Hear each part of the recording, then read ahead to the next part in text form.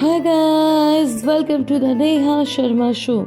Guys, न कहानियों की कोई सीमा होती है और न जज्बातों की कोई जुबां। ऐसी फिलॉसफी पे कायम रहकर मैं लेकर आ रही हूँ कुछ अनकही और अनसुनी कहानियाँ। सुनते रहिए मेरे यानी नेहा के साथ। गाइस, आज मैं आपके लिए लेकर आई हूँ टर्किश वेब सीरीज जिसका नाम है द म्यूजियम ऑफ इनोसेंस, और आज हम इसी के बारे में बात करेंगे, जहाँ मैं आपको बताऊंगी कि इस पर टोटल नंबर ऑफ एपिसोड्स कितने हैं, इसकी IMDb रेटिंग कितनी है, और साथ ही साथ हम इसकी स्टोरी को भी शॉर्ट में डिस्कस करेंगे, और मैं आपको ये भी बताऊंगी कि आप इसे कहाँ देख सकते हैं। So without wasting much time चलते सीधा वीडियो की ओर। लेकिन अगर अभी तक आपने चैनल को सब्सक्राइब नहीं किया है तो प्लीज़ चैनल को भी सब्सक्राइब कर लीजिए and hit the bell icon so that आपको वीडियो की नोटिफिकेशन मिलती रहे और मुझे नई वीडियो आने की मोटिवेशन। यू नो व्हाट, आपने बहुत सी रोमांटिक स्टोरीज तो देखी होंगी, लेकिन ऐसी स्टोरी आपने शायद ही कभी सुनी हो या देखी हो। अब गाइस, इससे पहले कि मैं इसकी स्टोरी को डिस्कस करूं, मैं आपको एक इम्पॉर्टेंट बात बताना चाहूँगी कि ये एक Turkish novel based web series है और उस नोवेल के नाम भी द म्यूजियम ऑफ इनोसेंस है, जिसके राइटर है ओरहान पामुक और वो एक नोबेल प्राइज विनर है। एंड गाइस, इनका एक बहुत ही ब्यूटीफुल इंडियन कनेक्शन है जो मैं आपको वीडियो के अंत में बताऊंगी, तो वीडियो के अंत तक जुड़े रहिएगा। तो गाइस, सबसे पहले बात करते हैं इस ड्रामा के ओरिजिनल नेम की। इस ड्रामे का ओरिजिनल नेम है मासूमियत मुजस्सी, और अब अगर आप ये सोच रहे हैं कि इसका मीनिंग क्या होता है, तो इसका मीनिंग वही है, द म्यूजियम ऑफ इनोसेंस। वहीं अगर इसकी IMDb रेटिंग की बात करूँ तो इसे मिले हैं 7.8 आउट ऑफ 10, और वहीं अगर इसके सीजन्स की बात की जाए तो इसमें टोटल नंबर ऑफ सीजन 1 है। साथ ही इसमें टोटल नंबर ऑफ एपिसोड्स 9 है और हर एपिसोड की लेंथ ऑलमोस्ट 50 to 60 मिनट्स है। वहीं अगर इसके जॉनरा की बात करूँ तो गाइस, ये एक साइकोलॉजिकल रोमांटिक पीरियड ड्रामा है। तो चलिए फिर इसकी स्टोरी को डिस्कस करते हैं। तो गाइस, जैसे कि मैंने आपको पहले बताया कि ये एक पीरियड ड्रामा है, तो इसकी स्टोरी आज की नहीं बल्कि 1970 से कहीं 1980 की बीच की है। और उस समय इस्तांबुल में एक पॉलिटिकल क्लैश चल रहा था लेफ्ट विंग और राइट विंग के बीच में। लेफ्ट विंग चाहते थे कि टर्की का पूरी तरह वेस्टर्नाइजेशन हो, जबकि राइट विंग का कहना था कि ऐसा करने से वो लोग अपने कल्चर को खो देंगे। और जो एलिट क्लास के लोग थे वो ज्यादातर वेस्टर्न कल्चर को ही पसंद करते थे, उसी को अडॉप्ट कर चुके थे। क्या ऐसी कहानी है कैमाल नाम की एक लड़की की जो कि एलिट क्लास से बिलोंग करता है और उसे एक तरह का ऑब्सेशन रहता है। मतलब अगर उसे कोई चीज चाहिए तो चाहिए, कोई इंसान चाहिए तो चाहिए, अगर एक बार किसी चीज की धुन सवार हो जाए तो हो जाए। अब एक दिन ये कैमाल एक गिफ्ट खरीदने के लिए किसी शॉप पर जाता है और वहां पर एक बहुत ही सुंदर सेल्स गर्ल होती है जिसका नाम है फुसून। और गाइस, अगर फुसून की बात करें तो फुसून वैसे तो एक मिडिल क्लास फैमिली से है, पर वो एक एक्ट्रेस बनना चाहती है ताकि वो भी एलिट क्लास में शामिल हो सके। अब जैसे ही कैमाल की नजर फुसून पे पड़ती है तो वो उसे देखकर मंत्रमुग्ध हो जाता है और उसको चाहने लगता है। धीरे धीरे दोनों में दोस्ती होती है और फिर वो दोनों फिजिकल भी होने लगते हैं। लेकिन कहानी में असली ट्विस्ट तब आता है जब एक दिन फुसून को पता चलता है कि कैमाल किसी सिवेल नाम की लड़की से शादी करने वाला है। एंड गाइस, यहाँ पर बात यह है कि कैमाल हर हाल में शादी तो सिवेल से ही करेगा क्योंकि वो अपने स्टेटस की वजह से ऐसा कर रहा है।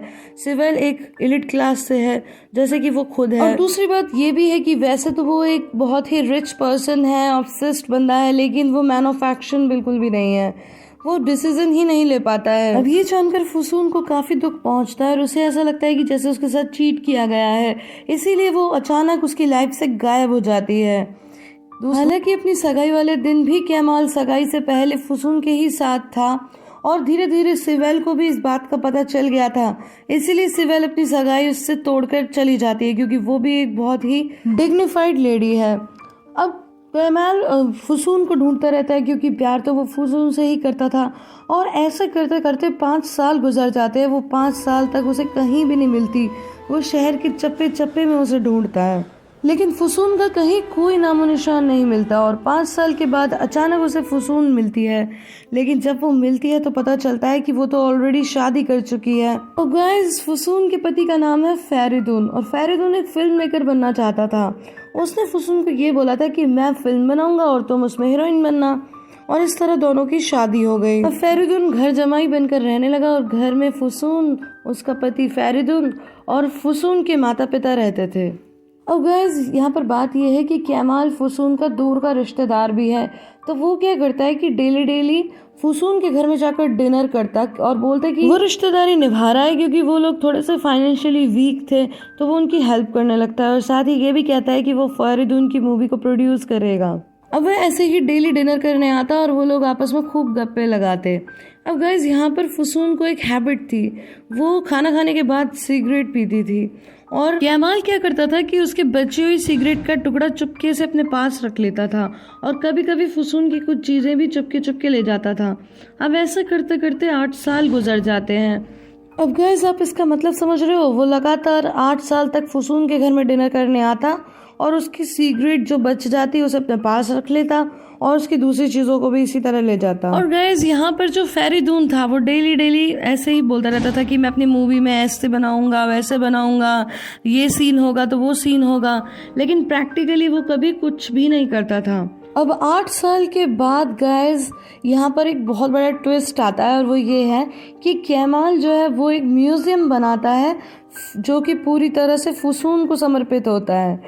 जी हाँ, जो उसने चीज़ें इकट्ठी की थी और जो बची हुई सिगरेट या फिर कोई दूसरी चीज़ें जो वो ले जाता था उन सब की अपनी एक स्टोरी लिखता है, जैसे उस रात ये हुआ था, उस रात वो बात हुई थी, ऐसे करके वो पूरा एक म्यूजियम हाउस बनाता है। अब ये देखकर फुसून काफ़ी ज़्यादा इम्प्रेस हो जाती है क्योंकि एक तरफ तो उसका अपना पति था जो कि कुछ भी नहीं करता था, सिर्फ ऐसे ही कहानियाँ बुनता रहता था और ये चीज़ उसके पेरेंट्स ने भी नोटिस की थी।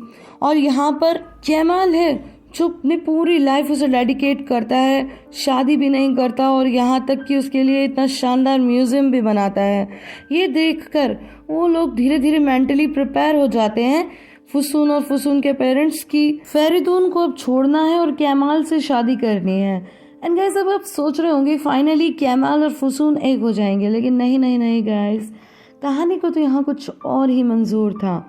एक दिन अचानक कार एक्सीडेंट में फुसून दुनिया से अलविदा कह देती है और ये देखकर कैमाल पूरी तरह टूट जाता है। और तभी हमें दिखाया जाता है कि जो राइटर है ओरहान पामुक वो भी एज अ कैरेक्टर कहानी के अंदर आता है और वो कैमाल से मिलता है और कैमाल उसे कहता है कि प्लीज आप मेरी स्टोरी लिखिए। तो फिर वो उसके ऊपर स्टोरी लिखते हैं। लेकिन गाइस अभी एक बहुत ही इंटरेस्टिंग फैक्ट आना तो बाकी है। वास्तव में ऐसा म्यूजियम इस्तांबुल में एग्जिस्ट करता है, जी हाँ, और जो भी ये बुक लेते हैं उस बुक के अंदर एक टिकट दी जाती है और उस टिकट के थ्रू आपको इस म्यूजियम में फ्री एंट्री मिलती है। और इससे भी ज्यादा इंटरेस्टिंग बात तो यह है कि ये म्यूजियम और किसी ने नहीं बल्कि ओरहान पामुक ने ही बनाया है और हर एक सिगरेट के उस टुकड़े के नीचे उस रात की कहानी लिखी हुई है। तो आपने देखा ये डेडिकेशन राइटर का कितना जबरदस्त है।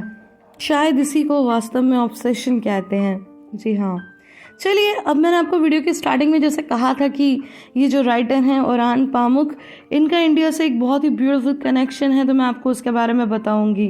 तो अब मैं आपको उसी के बारे में बताने जा रही हूँ। तो गाइस जब ओरहान पामुक की बुक लिख रहे थे द म्यूजियम ऑफ इनोसेंस, तो उसी दौरान एक Booker prize winner Indian writer Kiran Desai उनकी गर्लफ्रेंड थी। जी हाँ, और उनका खुद का कहना है कि ये बुक लिखते दौरान किरण देसाई ने उनका बहुत साथ दिया। हालांकि 2011 में उनका ब्रेकअप हो गया। तो गाइज अब बात करते हैं कि आप ये वेब सीरीज कहाँ देख सकते हैं। तो गाइज ये नेटफ्लिक्स पर अवेलेबल है और आप इसे हिंदी सबटाइटल्स के साथ भी देख सकते हैं। वैसे ये इंग्लिश डब के साथ अवेलेबल है। एंड गाइज आज के लिए इतना ही, फिर मिलती हूँ अगली वीडियो में। तब तक के लिए अपना बहुत सा ख्याल रखिएगा। Bye bye and take care.